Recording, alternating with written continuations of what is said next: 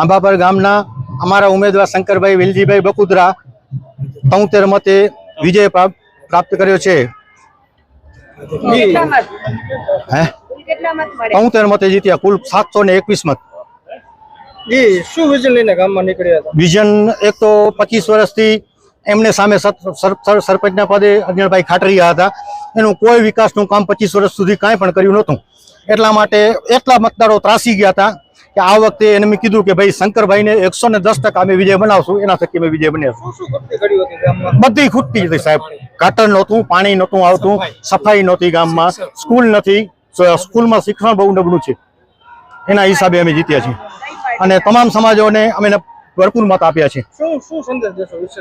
સંદેશ એ દેશું કે હવે 5 વર્ષની અંદર શંકરભાઈ વધારેમાં વધારે ગામનો વિકાસ કરે, વધારેમાં વધારે સારા કામ કરે અને અડીખમ નેતા, કોંગ્રેસના અડીખમ નેતા જો કચ્છ જિલ્લાનો અડીખમ નેતા હોય અજ્ઞાન ખાટરિયા, એમને પરાજય કરી અને શંકરભાઈ વિજય મેળવ્યો છે। માટે હું શંકરભાઈને ખૂબ ખૂબ અભિનંદન આપું છું। ભારત માતા કી જય।